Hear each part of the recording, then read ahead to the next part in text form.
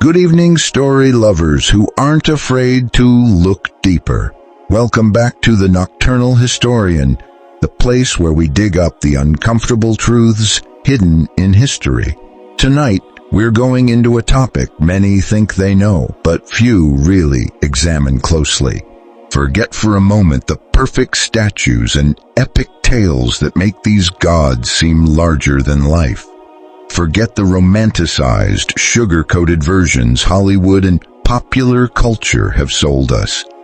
Tonight, we're talking about the Greek gods. Yes, those gods who lived on majestic Mount Olympus with golden thrones and heavenly kingdoms.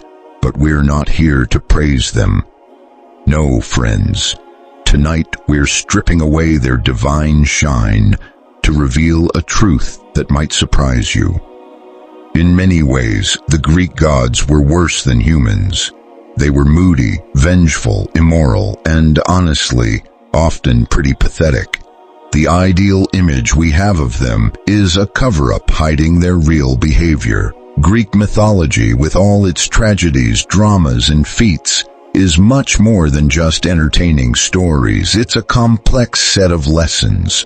Were these stories just meant to entertain us with tales of unlimited power and passion?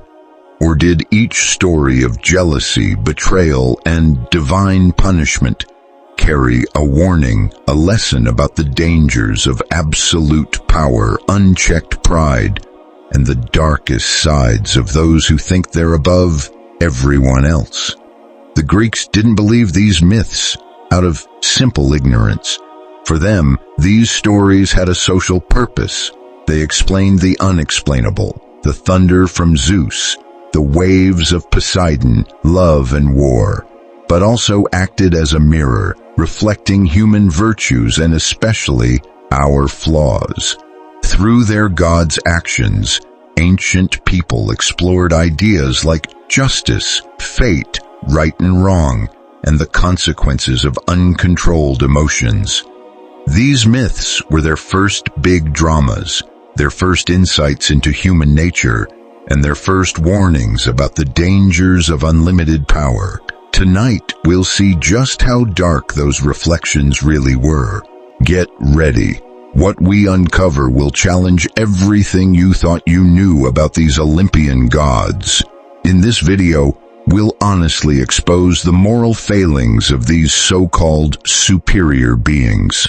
We'll talk about their endless immorality and how their actions broke every ethical rule a human could imagine. We'll examine their childish moods that could change the fate of empires and people on a whim, without a second thought about the consequences. We'll look at the cruelty they showed in punishing others, often far too harsh and sometimes just for the fun of it. We'll reveal the toxic jealousy they felt toward one another, and especially toward mortals who sometimes showed more honor and cleverness than the gods themselves. And of course, we won't forget their huge egos that need to be worshipped and given sacrifices just for existing while giving nothing real back. Here's the big difference between Olympus and the human world. People, with all their flaws, try to be moral. They seek it, debate it, and create rules and philosophies to reach it, even if they don't always succeed. The gods? They don't care about morality. To them, human rules are a burden, something that doesn't matter to their all-powerful existence. They act out of pure self-interest, revenge, boredom, but almost never out of real justice or kindness. If one god best shows this moral corruption, it's Zeus, the self-proclaimed king of Olympus, lord of the thunderbolt, and sadly, the ultimate celestial predator. We've been sold the image of a majestic god who keeps cosmic order. But what kind of order did he rule when his own behavior was full of chaos, desire, and abuse? His story is stained with countless conquests, a polite way to say rapes, forced seductions, and kidnappings, often done while disguised so no one could truly agree. Let's look at some of his most famous victims to understand how dark he really was. Take Leda, the Spartan queen. Zeus didn't come to her as himself, but as a beautiful swan. Tricked by the swan's beauty, Leda was violated and gave birth not only to her husband's children, but also to Helen of Troy and Clytemnestra, daughters of Zeus. There was no courtship, no choice, just deception and forced will. Then there's Danae, daughter of the king of Argos, who was locked in a bronze tower to stop a prophecy. Did that stop Zeus? No. He turned into a shower of gold that slipped through the cracks and covered her, raping her. From this came Perseus, one of Greece's great heroes. Again, a trap with no consent, just a victim made into a vessel for a god's seed. The list goes on. Europa, a Phoenician princess, was kidnapped by Zeus disguised as a gentle white bull. She climbed on its back, and he carried her across the sea to Crete, where he raped her. The continent of Europe even carries her name, a reminder of that forced abduction. What about the tragedies Zeus caused with his endless lust, especially when his victims were already promised to others or dedicated to the gods? Take Io, a priestess of Hera, Zeus's wife. Zeus raped her, then to hide her from Hera's jealousy, he turned her into a cow. But that just made Hera angrier. She sent a gadfly to chase and torment Io non-stop, forcing her to wander the world in endless suffering. Then there's Callisto, a nymph and loyal friend of Artemis who had promised to stay chaste. Zeus, using disgusting trickery, disguised himself as Artemis to get close to her and raped her. When Callisto became pregnant, Artemis rejected her, and Hera, furious, turned her into a bear. Callisto's story, a cycle of violence and undeserved punishment, shows how cruel these gods really were. And we can't forget Semele, a mortal woman who, unlike others, asked to see Zeus in his true godly form. This was the only time she showed some choice, but she was tricked, either by Hera or her own curiosity. Even though Zeus hesitated, he revealed himself in all his glory, and the sight killed her instantly. What's common in all these stories is how rape is justified by divine power, and how consent is completely ignored.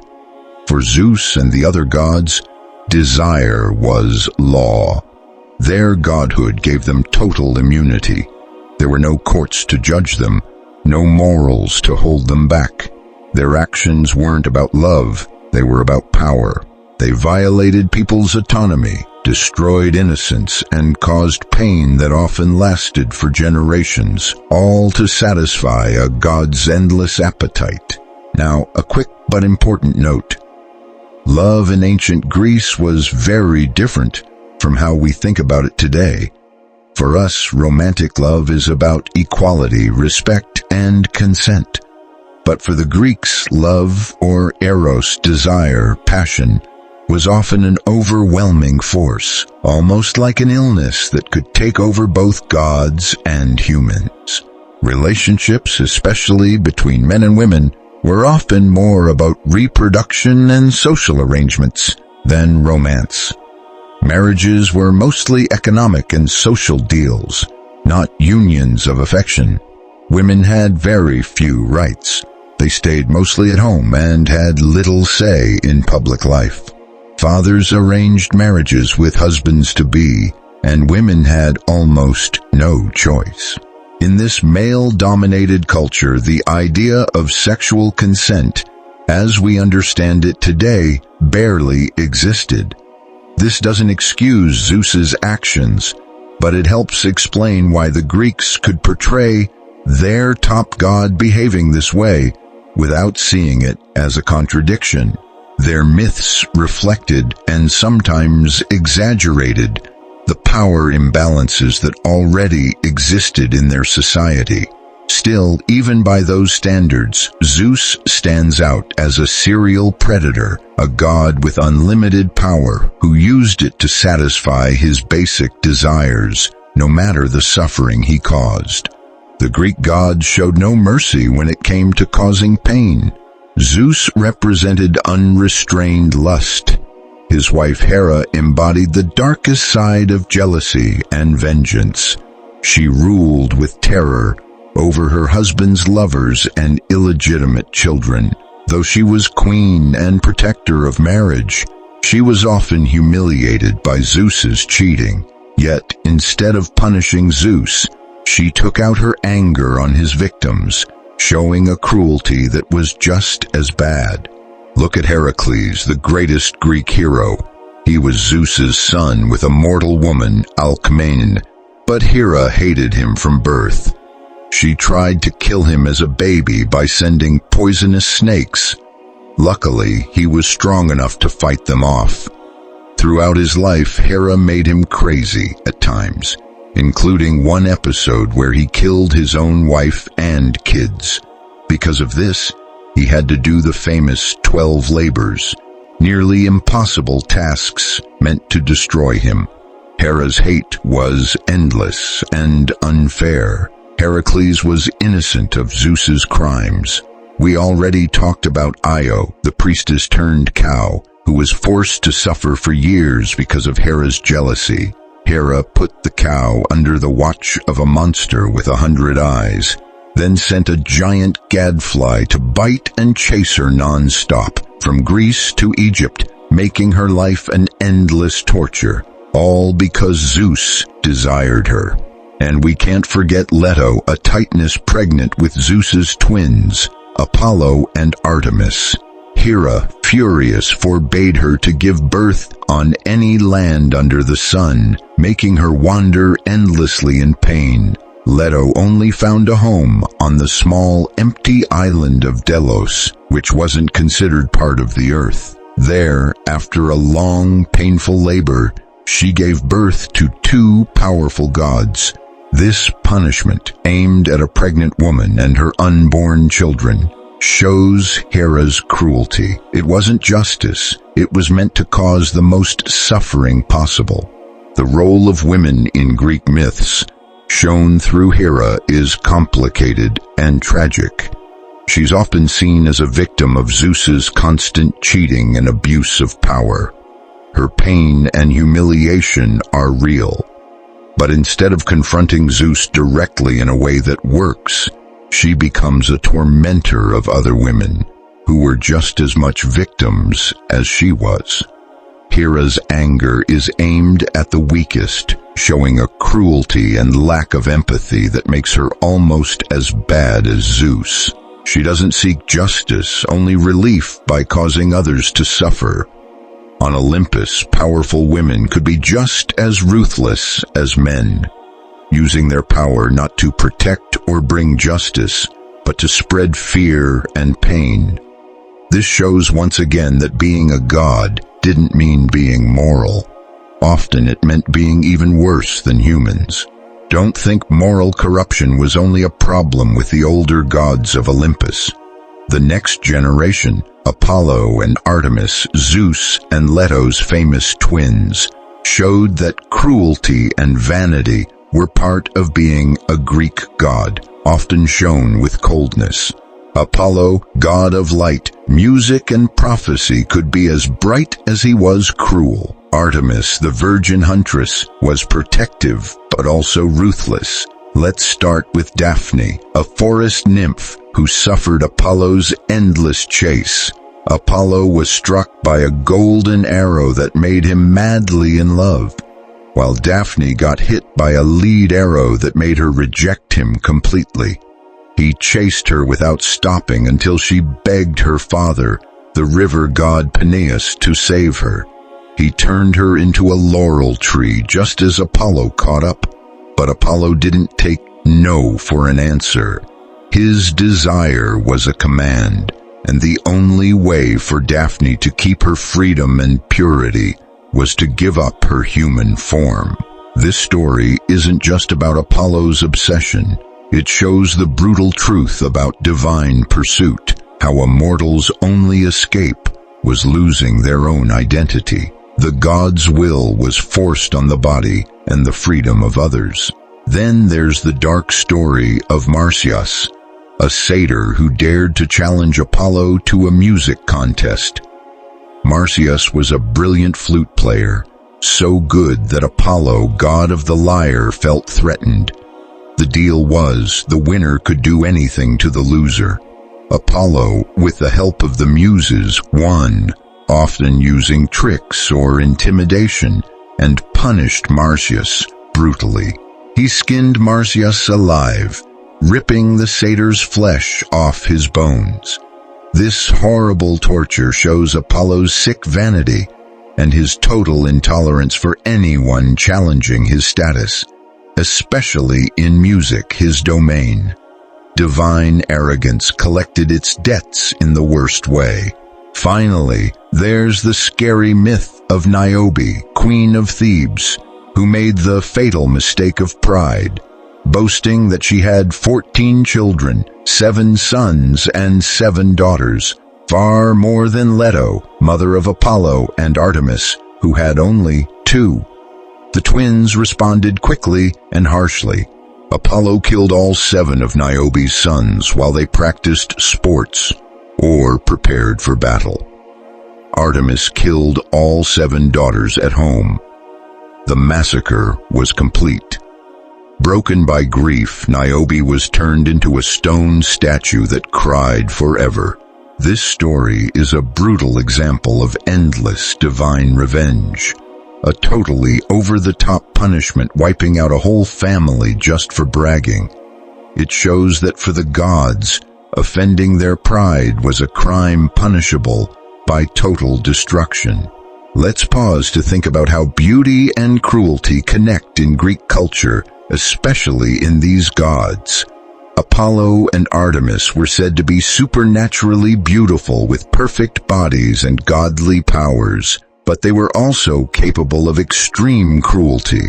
This contrast is key. In Greek ideas, outer beauty meant perfection and divinity. But in mythology, perfect looks didn't mean perfect morals.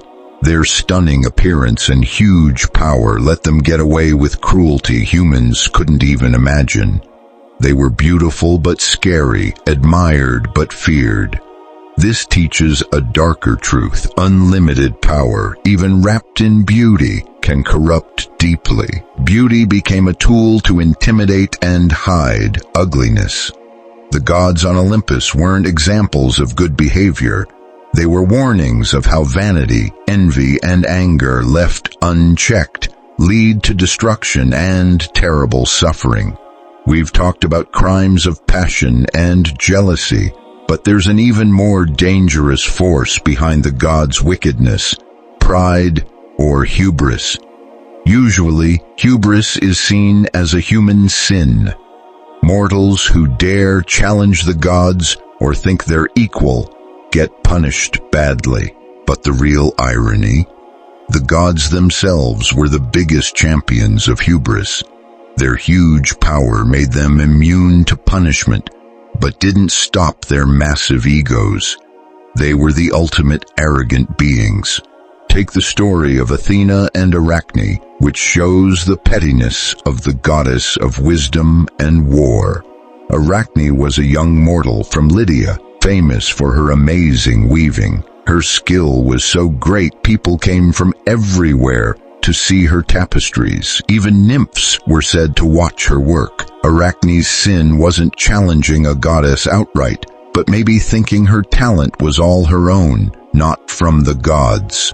Jealous, Athena appeared as an old woman and warned her not to be so proud or challenge a goddess. Arachne didn't back down. They agreed to a contest. Athena wove a beautiful tapestry showing the gods' power and how mortals who defied them were punished, a clear warning. But Arachne's tapestry was even better. It showed the gods' lies and sins, quietly criticizing their immoral behavior. Furious, not because Arachne wasn't skilled, But because her work was perfect and disrespectful, Athena destroyed the tapestry, struck Arachne and filled her with guilt and despair. When Arachne tried to kill herself, Athena saved her, not to forgive, but to punish her cruelly by turning her into a spider, forcing her to weave forever. Divine justice wasn't fairness, but the harsh will of the powerful, driven by envy and Athena's refusal to accept a mortal beating her in her own art. Another example of divine pride and deadly rivalry is the fight between Poseidon and Athena over who would be the patron god of Athens. Both offered gifts to the city to prove their worth. Poseidon struck the ground with his trident and created a spring of salty water, or maybe a war horse, symbols of his power over the sea and war. Athena caused an olive tree to grow. This tree stood for peace, wealth, oil, food, and long life. The Athenians, wise as they were, chose Athena's gift because they saw how useful it was and what it symbolized for progress. Poseidon didn't accept this quietly. Hurt in his pride, he got angry and unleashed his power. In some stories, he flooded the plain of Attica to punish the people for not picking him. Other versions say droughts and disasters followed because of his anger. This fight over Athens shows that for the gods, competition wasn't fair. If things didn't go their way, they took it out on innocent humans with harsh punishments. The gods' pride made it impossible for them to accept losing. They used any excuse to cause chaos and suffering for the people they were supposed to protect. Their pride was as dangerous as any of their weapons. Besides pride and anger, the gods were also full of lies and trickery. These weren't just one-time things. Lying was a key tool they used often and without guilt. The gods didn't just lie, they turned it into an art, showing that honesty wasn't really important on Mount Olympus. A perfect example is Hermes, the messenger god, but also a god of thieves, right from birth. As a baby, he showed how tricky he was. Born in a cave, he snuck out of his crib, went to his brother Apollo's land, and stole 50 cattle. To cover his tracks, Hermes made the cattle's hooves point backward so no one could follow the trail. Then he sacrificed 2 cows, invented the lyre from a turtle shell, and acted innocent back in his crib. When Apollo found out and confronted him, baby Hermes boldly denied everything, even swearing to the gods that he was innocent. Zeus stepped in, amused by Hermes' cleverness, and instead of punishing him, made Hermes the god of thieves, merchants, and liars. This story set a rule. The gods don't punish lying, they reward it when done cleverly. But Hermes wasn't the only trickster. Aphrodite, the goddess of love, beauty, and desire, was also a master at using lies and schemes to control others. Her power wasn't just her charm, but how she used seduction and manipulation. For example, in the story of the Judgment of Paris, she promised the Trojan prince the world's most beautiful woman, Helen, knowing it would start a huge war. Aphrodite wasn't interested in fairness or peace, just winning the beauty contest. She also had a magical belt, the cestus, which made anyone who wore it irresistible. She lent it to other gods, like when she gave it to Hera to seduce Zeus and distract him during the Trojan War, helping the Trojans. She didn't care about the pain or fights her tricks caused. She only cared about her own goals or those of her favorites. Desire was her domain, but also the lies that desire often brings. Now, let's talk about how important speaking and persuasion were in ancient Greece. Being able to convince people with words was key in politics and philosophy. Thinkers like Socrates, Plato, and Aristotle discussed what's true and what just seems true, debating the ethics of persuasion and the danger of manipulative speakers. The sophists even taught how to argue any side, true or not, just to win. In this world where words had great power, the Greek gods were masters of twisting reality with their speech. Their words weren't just commands, they were often tricks, empty promises, broken vows, or made-up stories to cover their bad behavior. They used language to confuse and hide their true plans. Not to be honest. Prophecies with double meanings, persuasive speeches hiding selfish motives, excuses for their wrongdoings. All showed that the gods valued clever lies more than truth. Truth was just another tool the gods used to get what they wanted. If some god stood for pride or trickery, Ares, the god of war, was pure violence and anger without reason. He wasn't a smart general or a hero fighting for justice. Ares loved war just for the chaos and bloodshed. Unlike Athena, who represented strategy and fair battle, Ares fought for no good reason. Even the other gods didn't like him. His father Zeus hated him, and Homer called him the most hated god in the Iliad, a curse to humanity. This was because Ares was reckless and destructive. He didn't fight for honor or defense, but because he loved conflict. He enjoyed the noise of battle, the clash of weapons, and the pain of dying soldiers. Many times in stories, his involvement only brought destruction. In the Trojan War, Ares didn't fight for a cause. He switched sides whenever it suited him or when Aphrodite persuaded him. One moment he helped the Trojans, the next he abandoned them. He didn't bring any strategy to the fight, only chaos and bloodshed. He got hurt many times, showing he wasn't a skilled fighter, but just a brutal force. He was even embarrassed and hurt by a mortal named Homedes with Athena's help, proving he lacked real battle skills and only relied on brute strength. Outside Troy, he was behind any fight that was just wild violence. Massacres, street fights, and pointless wars all carried his influence. Ares wasn't the god who inspired soldiers to fight bravely for their country. Instead, he stirred up violence, bloodshed, and cruelty just because he enjoyed it. Unlike other Olympian gods, Ares didn't have many followers, and people rarely prayed to him for victory. They called on him more for raw, savage fighting. This shows something deeper and more disturbing. The Greek gods, reflecting the worst parts of human nature, made Ares the symbol of pure, uncontrollable rage, the brutal side of the human heart, without any of the moral limits that usually hold people back. While humans might feel anger or urges to destroy, most want peace or fight for a reason. Ares is the opposite. He loves war just for war's sake, destruction just for pleasure. The gods had unlimited power and didn't have the restraints humans do. They didn't fear laws, death, or the long-term results of their actions. They acted on their darkest urges, lust, jealousy, pride, anger, without worrying about consequences.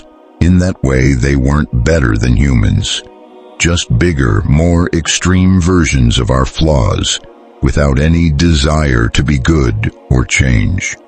They were basically mirrors of our worst traits, but with godlike power to cause destruction on a huge scale. So far, we've seen how the gods were ruled by their passions, egos, and lies, but their worst immorality shows in how they dealt with justice, or more accurately, injustice. Mount Olympus wasn't a fair court.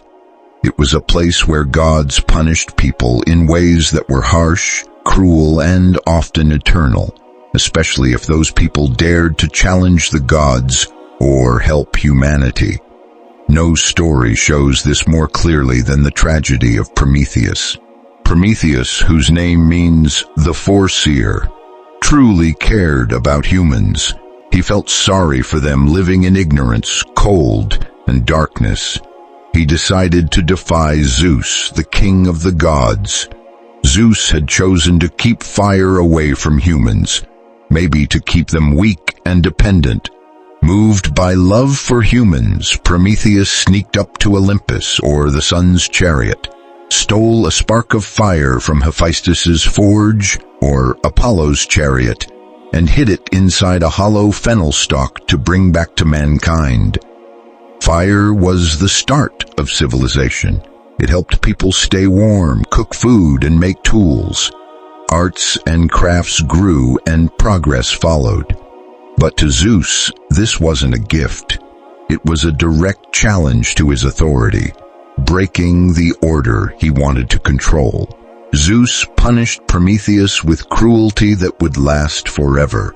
He ordered Hephaestus to chain Prometheus to a rock in the Caucasus Mountains. Every day, an eagle sent by Zeus, sometimes said to be his own pet, would come and eat Prometheus's liver. The liver grew back overnight so the eagle could eat it again the next day. This endless torture was a punishment for helping humans. Prometheus's story isn't just a myth, it's a timeless symbol of human creativity, the thirst for knowledge, and standing up against oppression. He shows that progress often means challenging rules, even divine ones. He's a hero who suffers to help humanity move forward. This story also reveals how the gods really felt about human progress. Instead of supporting people, the Olympians, led by Zeus, feared it.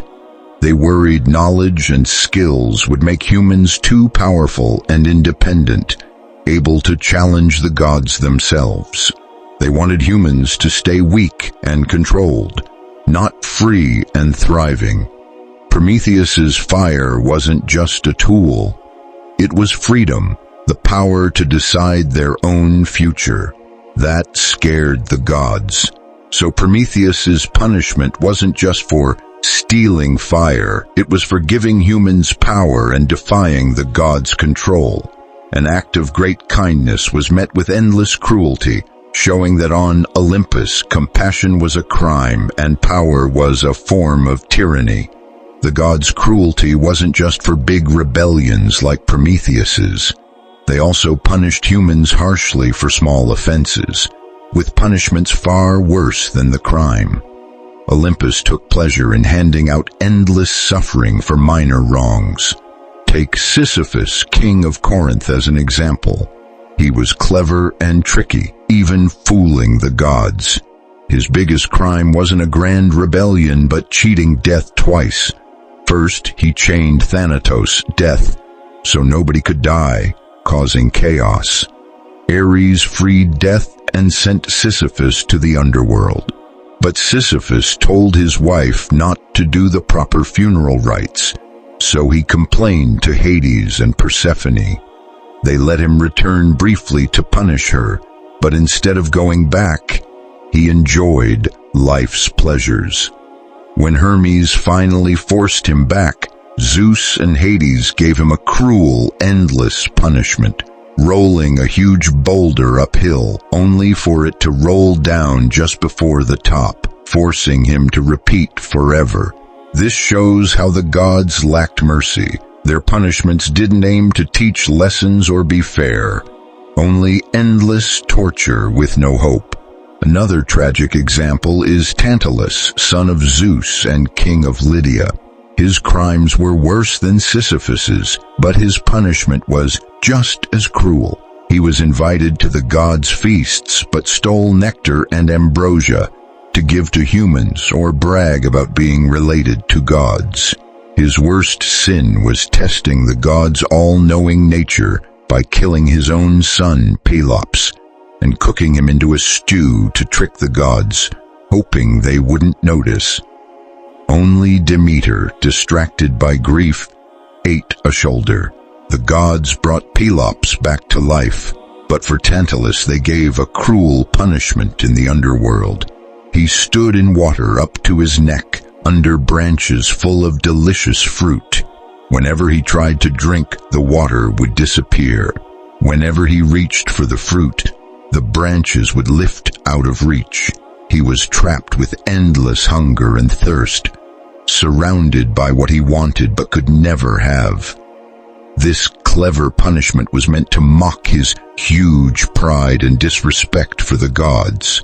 Both stories show how angry and unforgiving the gods could be. For them, any mistake, big or small, meant never-ending suffering. There was no mercy or second chance, only pain. Let's take a look at the Greek underworld, a scary place made by the gods for punishment. It wasn't a paradise or a peaceful resting place. Ruled by Hades and Persephone, it was a large, dark world with different areas for dead souls. The Elysian fields were for heroes and good souls, but most of the underworld was for judgment and suffering. Tartarus was the worst part, a deep, terrible prison for defeated titans and humans who badly upset the gods. The punishments in Tartarus showed how cruel and powerful the gods were. They came up with painful punishments to teach lessons and remind everyone of their power, a warning to anyone who dared challenge them or hurt their pride. The underworld wasn't neutral. It was an extension of the gods' power, a place where their harsh justice played out. After seeing these harsh punishments, it's important to talk about what divine justice really meant. I put it in quotes because on Mount Olympus, justice wasn't a fair or unchanging rule. It was just whatever the gods wanted based on their feelings and personal fights. Their trials weren't fair. They were random acts that brought destruction to humans. The best example of this fake justice is the judgment of Paris. It started at the wedding of Thetis and Peleus, Achilles' parents. Eris, the goddess of discord, wasn't invited, so she got revenge by throwing a golden apple labeled "to the fairest." Hera, Athena, and Aphrodite all claimed it, sparking a huge fight among the gods. Zeus didn't want to choose, so he picked Paris, a young mortal prince tending sheep, to decide. The three goddesses didn't just want to be judged fairly, they bribed him. Hera offered political power over Asia and Europe. Athena promised wisdom and military glory. Aphrodite promised the love of the most beautiful woman, Helen of Sparta. Paris, young and passionate, chose Aphrodite. This choice had terrible results. Hera and Athena became Troy's enemies, and when Paris took Helen, thanks to Aphrodite, it started the Trojan War. The war lasted 10 years, killing many heroes and soldiers, and ended with Troy's destruction. Here, divine justice didn't solve problems wisely. It caused a tragic war, all because of the gods' vanity and a mortal's weakness. There was no real morality, just selfishness and chaos. This shows that the gods didn't follow any universal moral rules. Humans had laws, honor codes, and ideas about justice, even if imperfect. They were supposed to keep promises, respect guests, and punish crimes like murder and lying. But the gods were above all that. They broke promises. Zeus did this often, and committed crimes like adultery and rape without punishment. Zeus, Poseidon, Apollo. They lied and tricked people, Hermes, Aphrodite, and were jealous of human skills and happiness. Athena, Apollo, Artemis. They could punish people forever for small offenses, like Sisyphus, Tantalus, Prometheus. No one judged them. The gods were the law. Their sense of right and wrong came from their unlimited power and uncontrolled emotions. There was no higher ideal guiding them, only their will, pride, and convenience.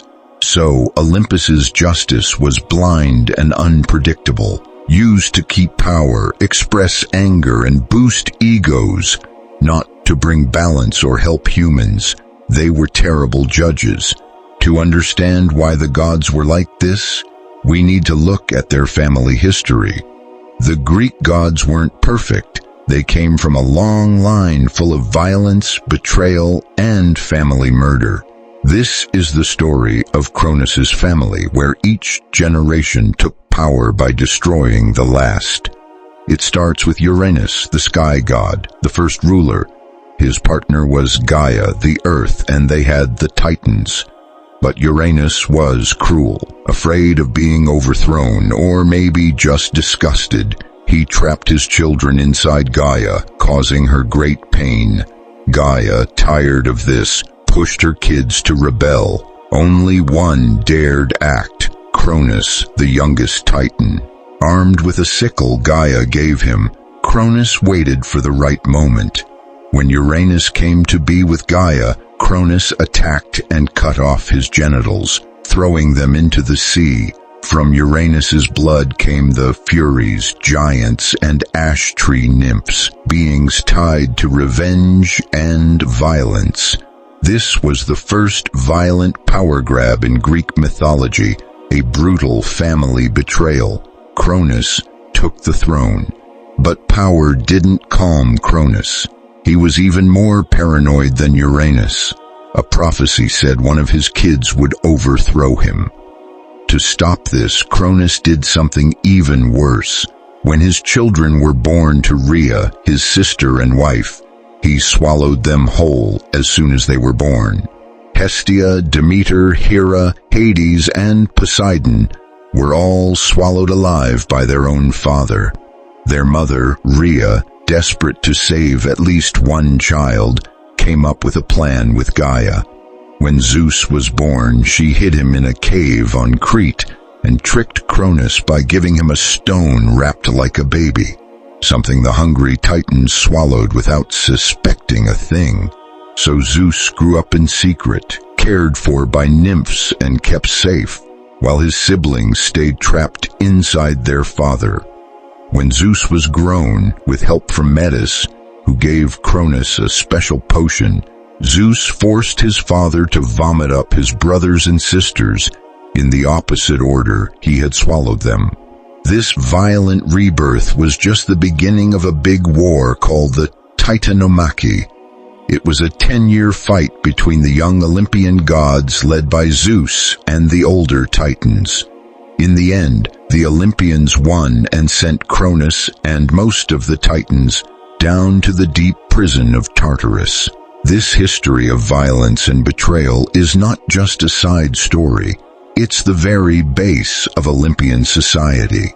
The father figure is sometimes a cruel tyrant, like Uranus, sometimes a paranoid cannibal, like Cronus, or an unstoppable avenger. Every new generation came to power through family bloodshed, betrayal, and takeover. The Olympians didn't inherit their throne because they were wise or deserved it. They took it by being the toughest and smartest in the fight for power.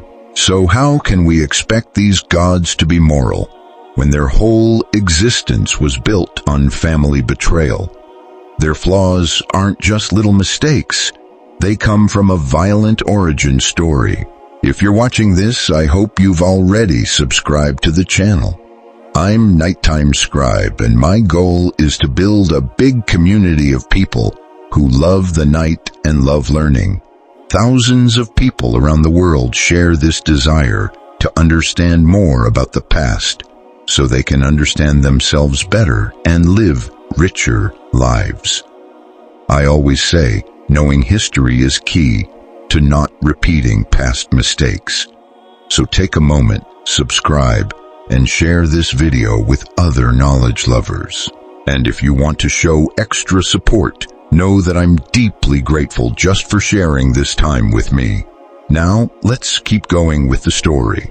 Let's pause to notice that this theme of violent succession among gods isn't just Greek. In Hittite and Hurrian myths, There's a similar story about Kumarbi. The god Alalu is overthrown by Anu, who is then castrated by Kumarbi. Kumarbi also swallowed his kids, but one of them, Teshub, a storm god like Zeus, eventually overthrew him. These stories show a common human fascination with the fight for power, leadership, and the fear that children might one day overthrow their parents. We see similar ideas in Mesopotamian myths, like the Enuma Elish poem. There, the young god Marduk defeats the ancient goddess Tiamat and sets up a new order. Even if castration isn't part of these stories, they all involve violent fights between generations or gods. This tells us that ancient people saw power not as something you're born with, but something you fight for and keep by fear. The Greek gods, with their brutal family history, are a perfect example of this harsh view of power's origins. Family drama on Olympus didn't stop with parents being overthrown. There were also messy love triangles and affairs that could rival any soap opera. Blood ties and marriages were often ignored, leading to emotional chaos that shows there was no real morality, even at the top.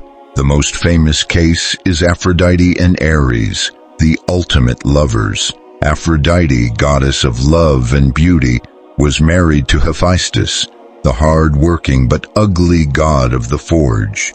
This marriage, probably arranged by Zeus to calm Hera, or balance beauty with hard work, was fake. Aphrodite kept a passionate affair with Ares, the god of war. Hephaestus found out when the sun god told him.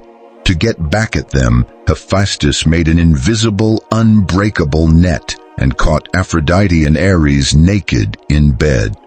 Then he invited all the gods to come see their shame, not to punish them, but to enjoy the scene. Many gods laughed or even admired Ares for winning over the most beautiful goddess. The gods didn't care about loyalty, they were entertained by the scandal. Once freed, Aphrodite and Ares just kept going with their affair. From their love came gods like Harmonia, the goddess of harmony. Ironically, their kids also included Deimos, terror, and Phobos, fear, showing how divine love could bring both beauty and violence. And what about Dionysus, the god of wine, madness, and wild parties? His very birth shows the sexual chaos on Olympus. He was the son of Zeus and the mortal Semele, whom Zeus accidentally destroyed with his divine power.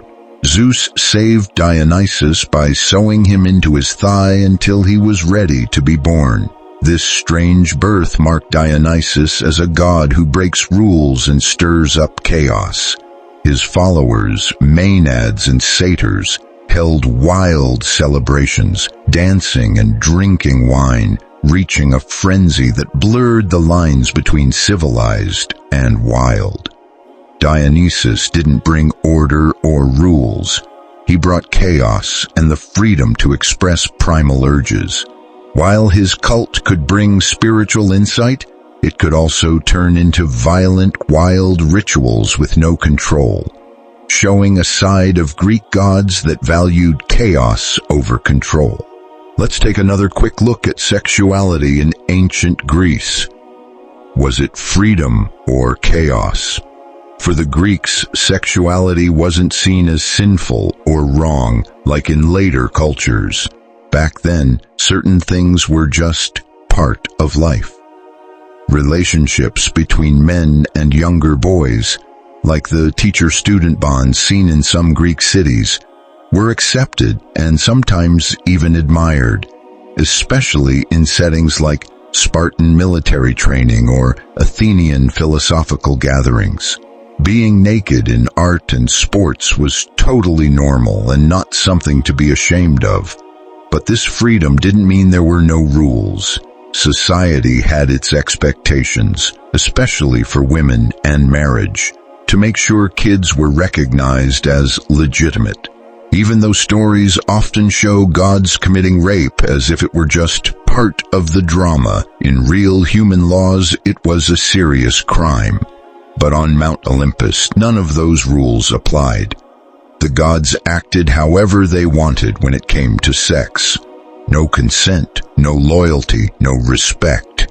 They could take any form, trick others, or force themselves on whoever they pleased, with zero worry about consequences or judgment. The Dionysian festivals, which encouraged letting go of control and breaking social rules, show this mix of order and chaos. They gave people a way to release emotions that society usually kept in check. But sometimes things got out of hand, turning violent and wild, showing the dangerous side of total freedom. The gods lived in this kind of endless freedom, without any sense of right or wrong, making them the true masters of chaos, sometimes even more immoral than humans. Besides the big cosmic stories and family tragedies, the gods also wasted time on petty fights and jealousies. Small arguments, envies, and childish grudges were enough to trigger their anger, often hurting innocent people caught in the middle.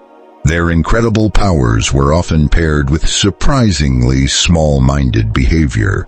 Take the famous fight over the golden apple that started the Trojan War, a decade-long disaster that cost countless lives, just because Hera, Athena, and Aphrodite couldn't agree on who was the fairest. Another example is their jealousy toward mortals who showed talent or beauty that rivaled the gods. Artemis, the goddess of the hunt, could be ruthless toward nymphs or mortals who promised to stay pure but were seduced by other gods, like Callisto. Her punishments weren't about keeping promises, but about protecting her own status. Or look at musicians. Apollo, the god of music, didn't allow competition. He punished Marsyas for challenging him and embarrassed King Midas by turning his ears into donkey ears, just because Midas liked the satyr pan's music better, an insult Apollo took personally. The gods didn't need big reasons to get angry. Even a slight against their pride could set them off. Mortals who failed to honor every god properly could face terrible punishments.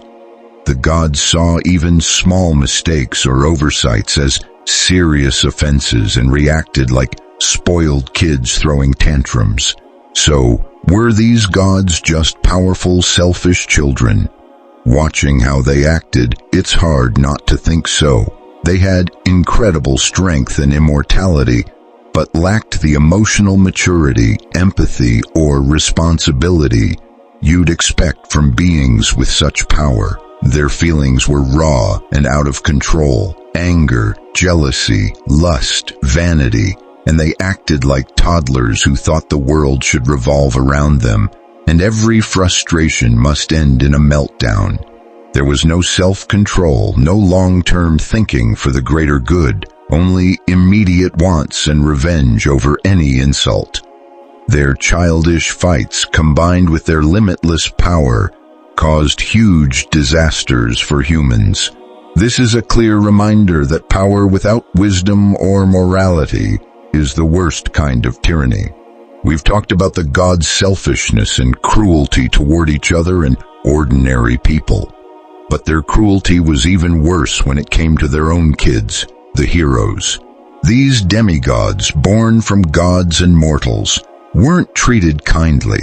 Instead, the gods used them like tools or pawns in their games, to fulfill prophecies or solve their problems, or just to entertain themselves. Their lives were full of suffering and challenges designed by the gods, with little real control over their own fate. Take Perseus, son of Zeus and Danae. Danae was visited by Zeus in the form of a golden shower. Afterward, her father, King Acrisius, who feared a prophecy, sent them both off in a chest into the sea. Perseus's life was full of divine meddling, not for his own good, but so he could serve the gods' plans. He was sent on dangerous missions like getting Medusa's head, a job he could only do with help from Athena and Hermes, who gave him magical gear and advice. Later, rescuing Andromeda was also part of the gods' plan. Perseus wasn't just living his life, he was carrying out the gods' orders, his destiny shaped before he was even born by the gods' fears and wishes. Then there's Heracles, the greatest hero, whose suffering we already talked about because of Hera's revenge. Born to Zeus and Alcmene, his life was full of endless hard tasks and struggles. His famous 12 labors weren't about seeking glory. They were punishments given by the Oracle of Delphi, influenced by the gods, to make up for him killing his family during a fit of madness. Despite his strength and bravery, Heracles was basically a pawn, a hero forced to keep fighting to satisfy a jealous goddess and a weak king named Eurystheus. Every heroic act was really just part of a bigger plan where the gods used him. And don't forget Theseus, Athens' great hero known for killing the Minotaur. He wasn't as clearly controlled by one god, but his story still shows how his fate was tied to divine plans or curses. His journey to meet his father Aegeus involved many challenges he had to face to prove himself. Even leaving Ariadne behind on the island of Naxos was because Dionysus told him to. No matter how brave heroes were, they often ended up just tools for the gods' purposes. Their lives were stories written by higher powers, where their pain and achievements served the gods' goals. Let's take a moment to think about how the ancient Greeks saw fate. Did people really have free will? Greek culture believed strongly in destiny, Moira and Ananke. Everyone's fate, even the gods, was set by cosmic forces that not even Zeus could change. The Oracle of Delphi, with its unbreakable prophecies, was a big part of this belief. For Greeks, free will wasn't about making any choice you want. It was about how you acted knowing your future was already set. You could decide how to handle your suffering, but you couldn't escape it. Heroes showed this perfectly. They could be brave and smart, but their lives were mostly controlled by prophecies, meddling gods, or family curses. So a hero's greatness often didn't come from their own freedom, but from the harsh, unfair stories the gods wrote for them. Mortals, even the greatest, were little more than puppets in a huge cosmic play. If there's one event that shows just how cruel and uncaring the Greek gods were toward human suffering, it's the Trojan War. This long, brutal war lasted 10 years and killed thousands of soldiers and civilians. It didn't start from a fight for justice or freedom. It was caused by personal grudges, vanity, and the selfish whims of the gods. The gods didn't just start the war with the judgment of Paris. They kept it going and sacrificed countless lives for their own petty reasons, treating humans like chess pieces. Homer's Iliad shows this clearly. The gods aren't distant or neutral. They take sides and fight, not to save people but to serve their own interests. Hera and Athena, still angry about Paris's choice, supported the Greeks fiercely. Aphrodite and Apollo backed the Trojans out of loyalty or gratitude. Poseidon was torn but usually favored the Greeks. Zeus, supposed to be neutral, often manipulated events to fit his plans or just to keep the drama going. There are many examples of gods interfering directly and destructively. They didn't just inspire warriors, they showed up on the battlefield and affected fights openly. Apollo protected Trojan heroes like Hector and Aeneas and healed the wounded, But he also sent a plague to the Greek camp just because Agamemnon insulted his priest. Thousands of Greeks died over that personal insult. Ares, the god of war, loved chaos. He jumped into battle without a plan, got hurt often, and kept the fighting going because he loved bloodshed. Even a mortal, Diomedes, managed to wound him. Hera and Athena weren't afraid to get involved either. Hera tricked Zeus into sleeping using Aphrodite's girdle, so the gods who supported the Greeks could act freely. Athena, goddess of strategy, helped Diomedes injure Aphrodite and Ares, and even inspired the plan with the wooden horse. Even Zeus, who tried to keep order, was a master manipulator. He sent false dreams, changed battles with thunderbolts, and allowed his own children to die if it fit his plans. He let his son Sarpedon die rather than go against Hera, showing how cold he could be. The Iliad makes it clear. Far from glorifying the gods, it exposes their worst traits: petty, immoral, vain, cruel, and completely uncaring about human suffering. Mortal heroes like Hector and Achilles, despite their flaws, often show honor, courage, and compassion, things the gods totally lack. While humans fight, die, and mourn, the gods sit on Olympus, mock them, argue like spoiled kids, and pull strings without any consequences. The Trojan War wasn't just some random human disaster. It was a terrible event created and pushed by immortal gods who treated people like pawns in a game. Their power matched their lack of morals. To wrap up this look at how messed up the gods were, we have to talk about their deep selfishness. Even with all their power, immortality, and ability to control the universe, the Greek gods had a huge need for attention. They didn't just want power, they needed sacrifices, temples, and worship from humans.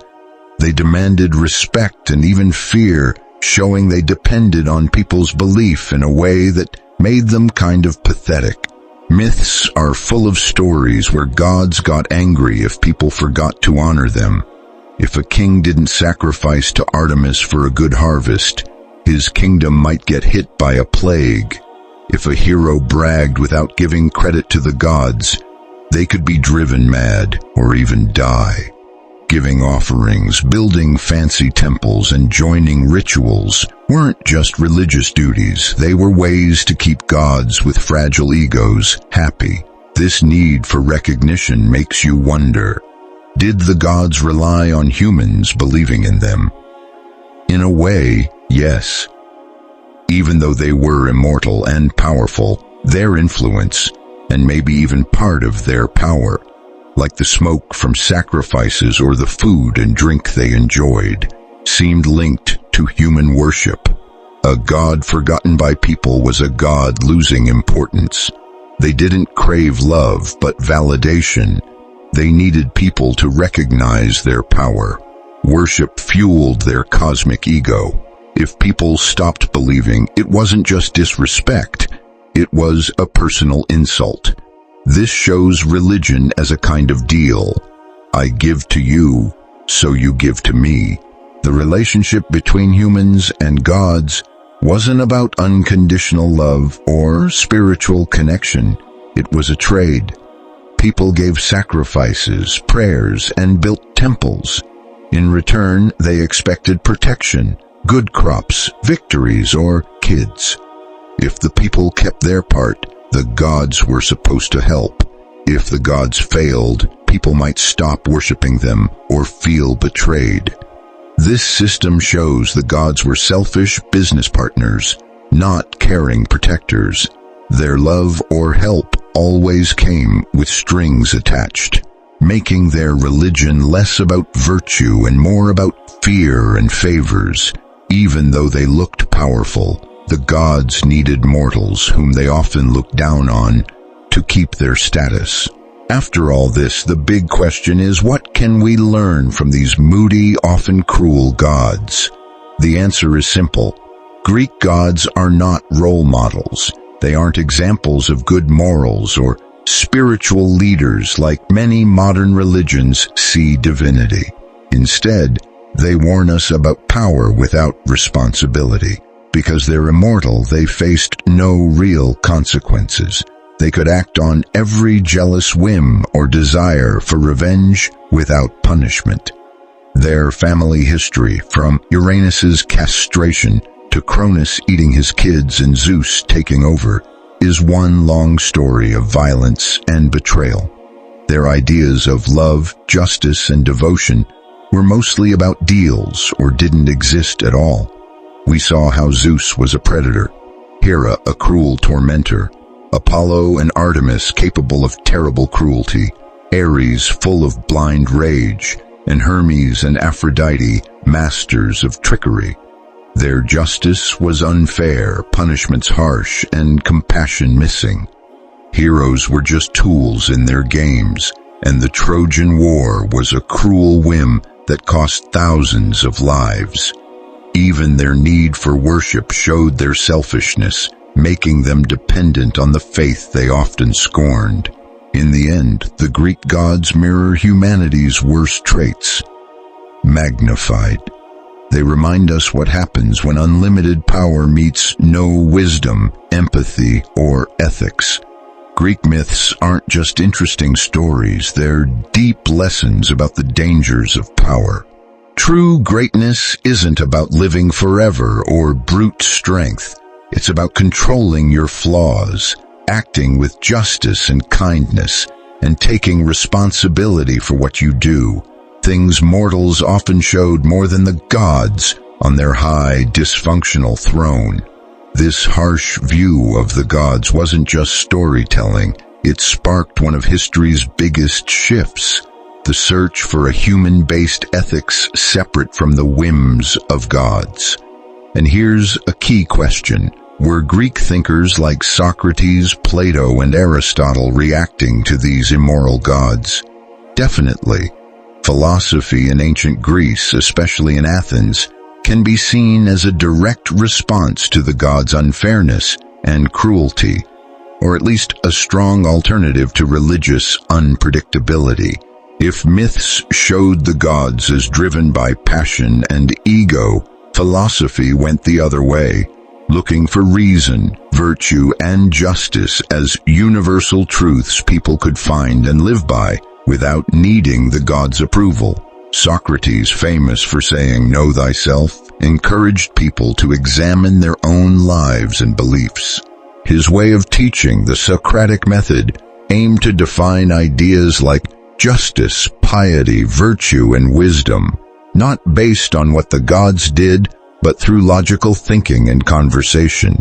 For Socrates, being moral wasn't about blindly following a god, but about understanding what's good for the human soul.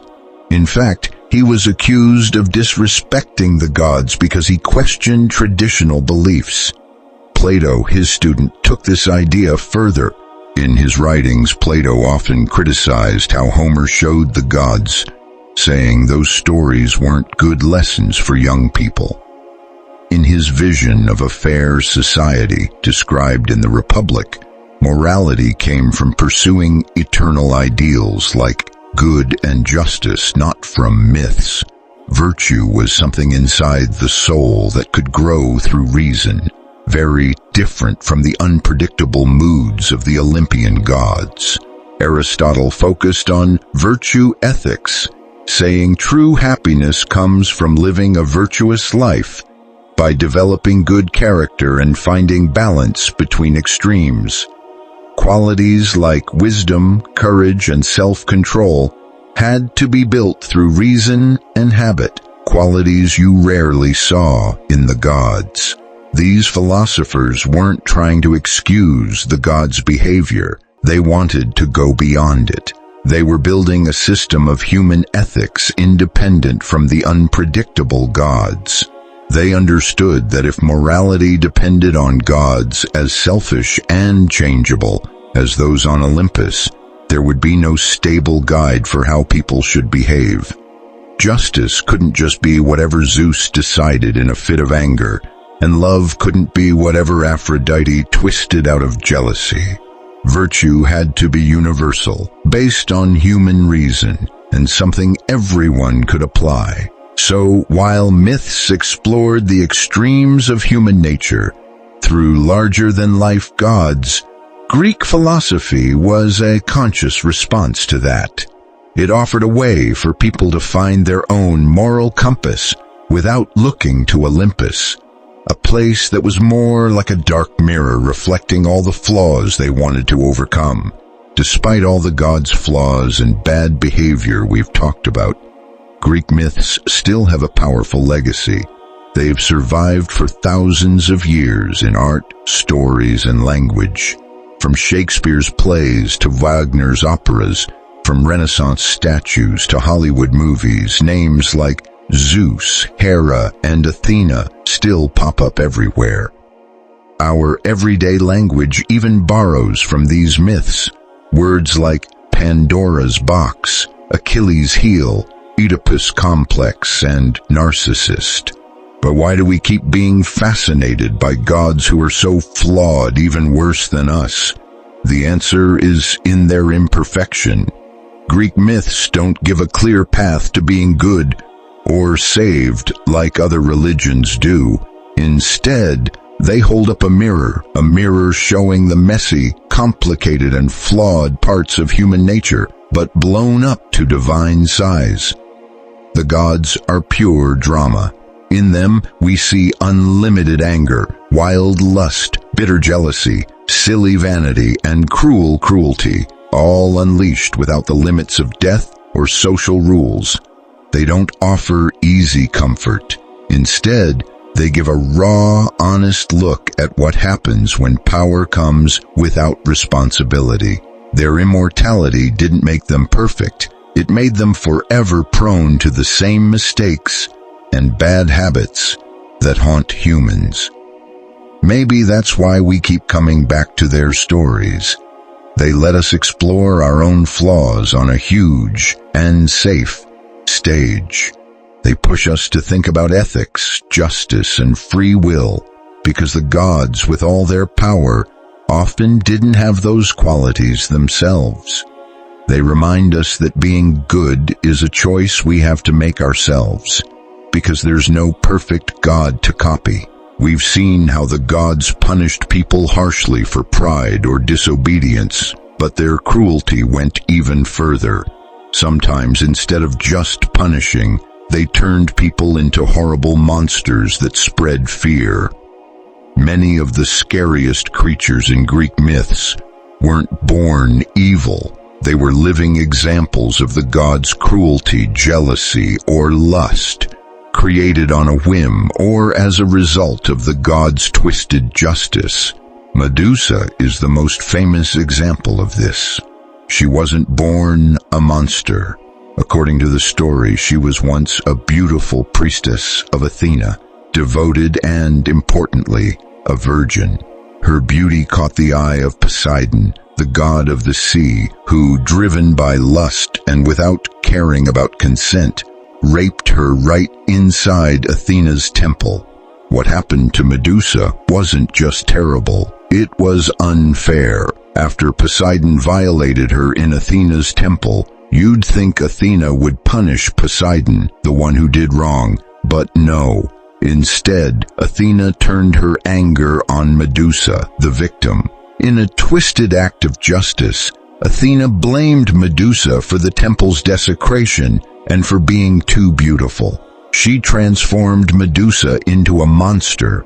Her hair became writhing snakes, her skin turned scaly, and anyone who looked into her eyes would turn to stone. Medusa, who was attacked and stripped of her humanity, was banished to a remote place, feared and alone. Athena didn't just punish Medusa, she completely dehumanized her and made her a dangerous weapon.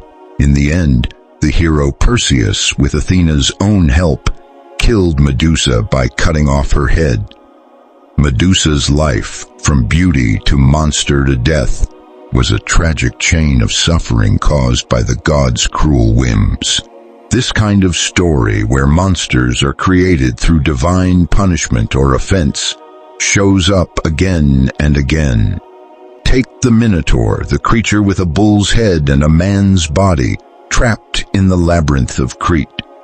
Its story is also about divine punishment. King Minos promised to sacrifice a perfect white bull that Poseidon sent him as a sign of favor.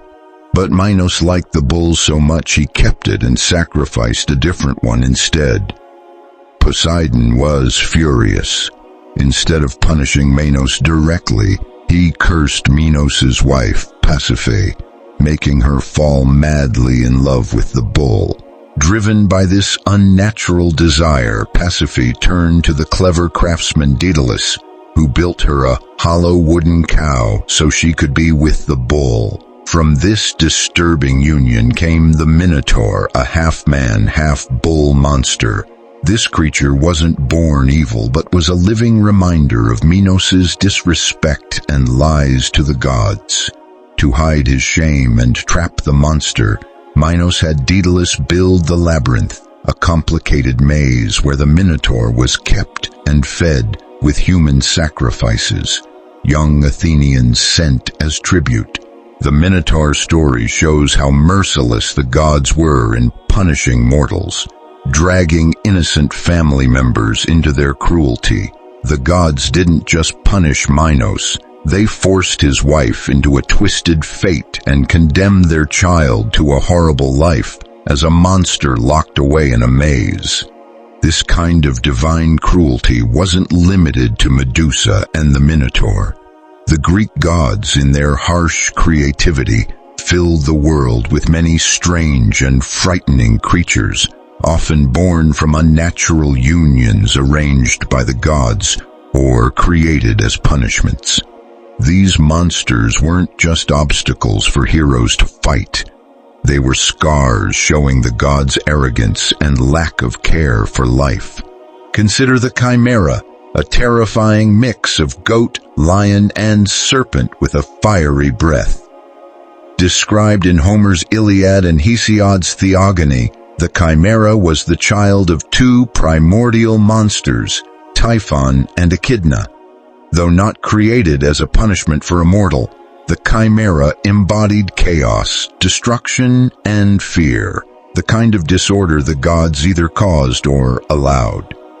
The hero Bellerophon, riding the winged horse Pegasus, also linked to Medusa, was sent to kill the Chimera to cleanse the world of this terrible evil the gods tolerated. Then there's the Sphinx, a creature with a lion's body, eagle's wings, and a woman's head, famous for her deadly riddles.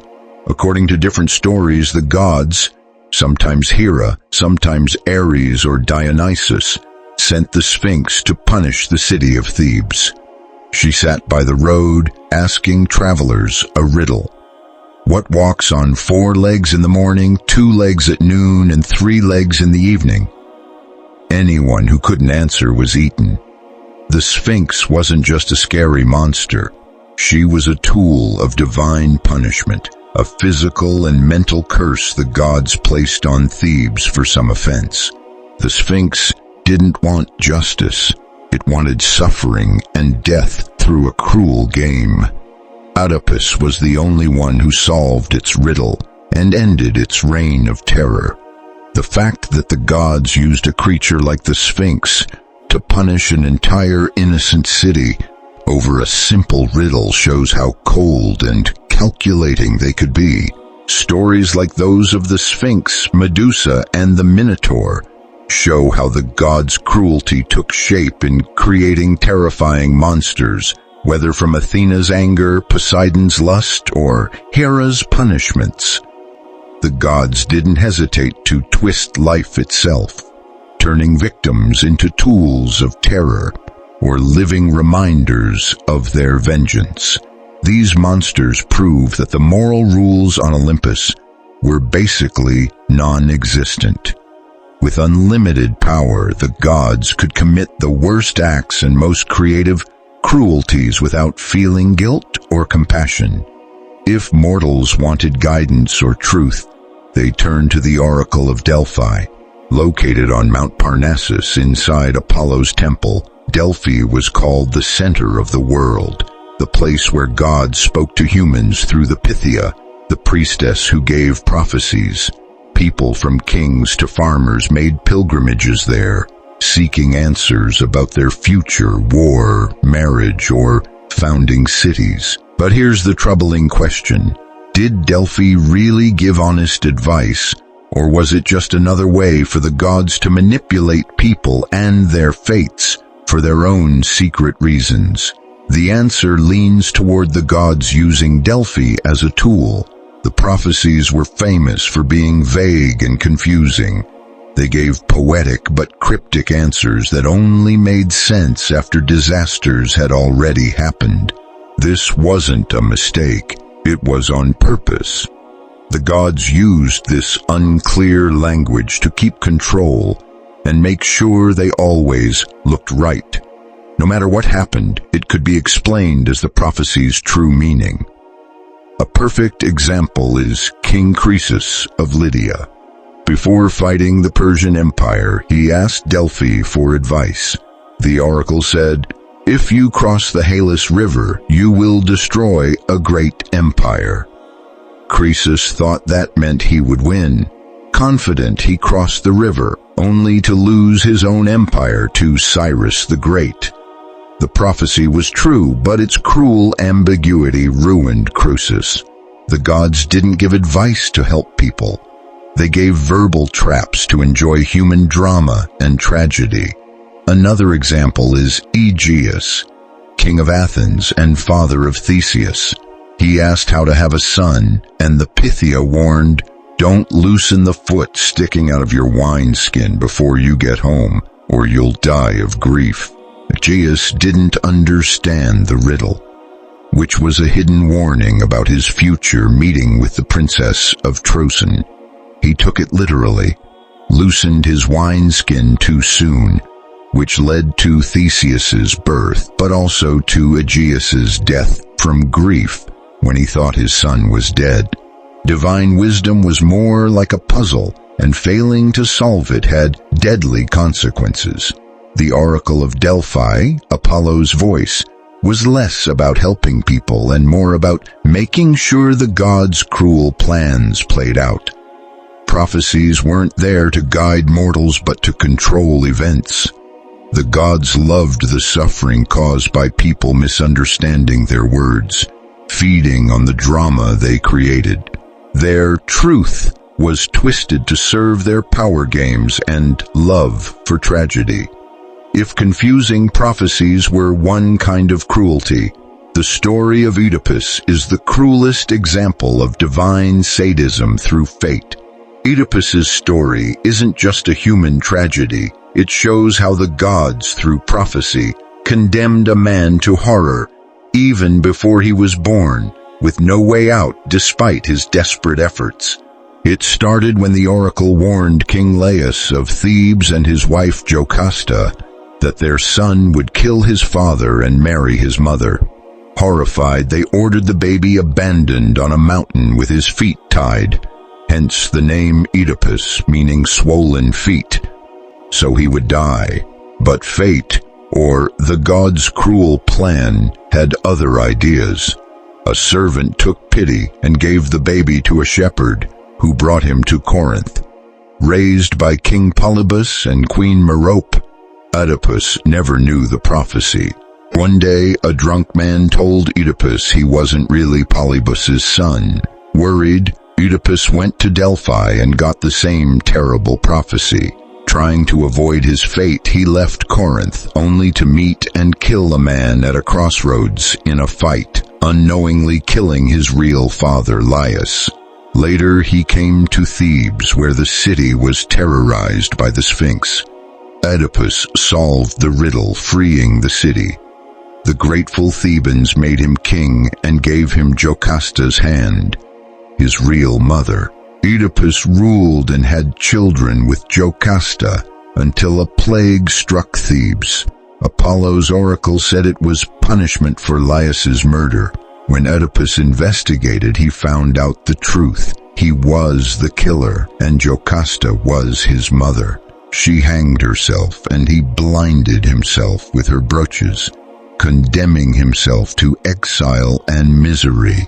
His story shows how the gods use prophecy as a way to spread cruelty without doing the dirty work themselves. They don't cause incest or murder directly. They set the trap and watch helpless mortals fall into it. The prophecy isn't a warning to avoid disaster. It's a sentence that can't be escaped. The gods, all-knowing and uncaring, let the worst horrors happen, showing a coldness and cruelty worse than any humans. The tragedy of Oedipus and many other heroes forces us to face one of ancient Greece's biggest questions: the relationship between fate, Moira, and free will. For the Greeks, it wasn't a simple either-or, but a complicated mix. The gods weren't just watching. They controlled both fate and free will with cruel skill. Fate was a powerful force, even stronger than the gods themselves. The Moirai, or fates, were the ones who spun life's thread, and even Zeus couldn't change what they had decided. Prophecies like those from Delphi weren't warnings you could avoid. They revealed what was already set in stone. Tragic heroes like Oedipus got caught in a web of destiny, where every attempt to escape actually brought them closer to it. That was Greek fatalism. No one could run from their fate. But free will wasn't completely gone. The Greeks believed people could still make choices. The freedom wasn't in changing the end, but in deciding how to face it. A hero could be brave or cowardly, wise or foolish, good or bad, even when everything was stacked against him. Within those choices lay his excellence, his arete, and often his tragic greatness. Oedipus, for example, chose to leave Corinth and later to search for the cause of the plague in Thebes. His decisions were his own, even if they led to disaster. But the gods made things worse. They didn't just know fate. They used it to control mortals and their free will. Through tricky or direct prophecies, they gave just enough info, not to help, but to make sure things happened as planned. They knew Oedipus would run away, and that his running would lead to killing his father and marrying his mother. The prophecy wasn't a warning, it was a trigger. The gods didn't change fate. They played it like a cruel game. They also messed with people's minds and feelings, pushing them to make certain choices. They could cause madness, like what happened to Heracles, or stir uncontrollable desires, like Pasiphae's obsession with the bull. They could cloud reason, making heroes make fatal mistakes. In the Iliad, gods whisper in warriors' ears, boost their strength or steal their courage, change the course of battles. So even though mortals thought they chose freely, they were often just puppets in the gods' game, their choices subtly guided by higher powers. In short, the Greek gods were masters of fatalism. They didn't create tragedies to teach lessons.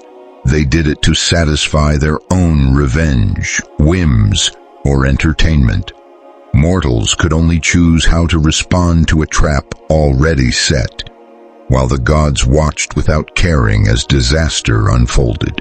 This is real divine cruelty, not only deciding fate but twisting people's will so it happens in the worst possible way.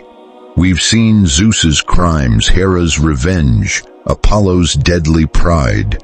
But to fully understand divine cruelty, we have to look beyond the big gods. Cruelty wasn't just in Olympus's main gods. It was everywhere, in lesser gods, nymphs, and spirits. They also acted on whims, showed violence, and didn't care about human pain. This means cruelty was built into Greek gods' nature. Take Pan, the god of shepherds, flocks, wild places, and flute music. He wasn't a top Olympian but a rustic, often shown with goat legs and horns, and known for his playful but wild, very sexual behavior. But Pan's fun side often meant he relentlessly chased immortal nymphs who crossed into his territory. The most famous story is about the nymph Syrinx. Pan, overwhelmed by desire, chased her through forests and fields. Scared and desperate, Syrinx begged the river nymphs and her father for help. Just as Pan was about to catch her, she was turned into a bunch of reeds. Frustrated but obsessed, Pan cut those reeds into different lengths and tied them together, creating the musical instrument named after her, the syrinx, or pan flute. This story shows Pan's wild, unpredictable nature and how even lesser gods force their desires on mortals and nymphs without consent. There was no choice, only pursuit, and finally the loss of identity to satisfy the god's frustration. Like Daphne with Apollo, Syrinx had to give up her human form to escape relentless sexual harassment. The peaceful pan flute music we hear today is really a reminder of sexual violence and lost freedom. Other stories also show Pan's cruelty or mood swings, his sudden panic attacks that scared travelers, or his petty revenge games that caused trouble for mortals. These acts may not be as extreme as Zeus's or Hera's wrath, but they reveal a darker side of Greek gods, a power that caused fear or harm just for fun or frustration, with zero concern for suffering. In the huge, complex Greek pantheon, cruelty wasn't the exception. It was the rule, from the king of Olympus all the way down to the smallest forest spirit. When we think of justice, we usually think of fairness and morality. But even the gods who enforced divine law in Greek myths could be incredibly cruel and relentless. Take the Erinyes, also called the Furies by the Romans. They weren't Olympian gods, but dark spirits born from the blood of Uranus after Cronus castrated him. Their job was to punish those who committed terrible crimes against their own families, like killing a parent or breaking sacred oaths. But their way of punishing wasn't quick or kind. The Erinyes chased their victims without rest, causing mental torture, madness, guilt, and paranoia. There was no escape from their chase. Victims were driven to despair, insanity, or even suicide. The most famous story is Orestes, who killed his mother Clytemnestra to avenge his father Agamemnon's murder. Even though he acted on Apollo's orders, the Furies hunted him down with fierce rage, nearly driving him mad.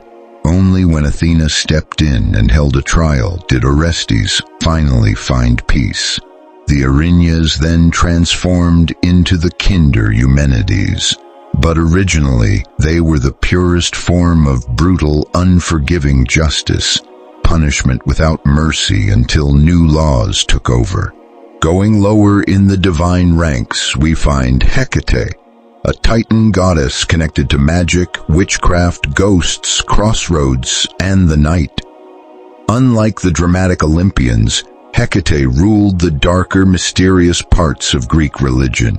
People both feared and respected her because she was linked to the underworld and secret powers. She wasn't evil like the Olympians could be, but her power was unpredictable. She could bring luck or disaster, help in war or fishing, but mainly she was the goddess of black magic. Witches called on her, and her presence was tied to the new moon. Barking dogs and restless spirits. People left offerings for Hecate at crossroads, her strongest places, often food for dogs or wandering souls. She wasn't concerned with human ideas of justice, but with controlling hidden powers and making things happen through magic. Hecate shows us that Greek gods weren't just about vanity or drama. They could also be mysterious, terrifying forces far beyond human understanding. After looking at the cruelty of big gods like Zeus and lesser ones like Pan and the Erinyes, it's important to remember that Greek religion was very diverse. It's easy to think all gods were scary and cruel, but that's not true. Beliefs changed a lot by region, city, and social group. Not all gods were feared equally. While the major Olympians often acted badly, many local gods and cults had gentler sides. For example, Persephone, linked to the Eleusinian mysteries, offered hope with promises of an afterlife and a closer connection to the sacred. Dionysus, despite his wild and sometimes crazy reputation, was also the god of spiritual freedom and fertility, and his followers celebrated life and joy. Beyond the main gods, there were many heroes and nymphs worshipped as protectors who were seen as more approachable and less unpredictable than the Olympians. A hero might be called on to protect crops, or a city with a closer, more personal relationship with people. Philosophy and religious critique also mattered. Thinkers like Plato criticized the way Homer portrayed the gods, wanting a higher idea of divinity without their human flaws. This shows that not everyone accepted the gods' behavior blindly. There was a search for moral values beyond mythology. Some gods were seen as mainly helpful. Asclepius, the god of medicine, was a healer who brought hope, and his temples were places for cures. Hestia, goddess of the hearth and fire, symbolized home, stability, and purity, and wasn't linked to cruelty. In the end, even though myths mostly show the Olympians as selfish and wild, Greek religion was more complex. People found many ways to connect with the divine that didn't always involve fear or submission. But the stories about the gods' cruelty remind us about the dangers of power without responsibility, whether from the top gods or smaller spirits. Taken together, the Greek gods paint a raw picture of human nature turned up to the max, full of virtues but also deep flaws. They weren't better than us. In many ways, they were worse, and maybe that's why they feel so dangerously human. I hope you enjoyed this story and that it helped you relax for the night.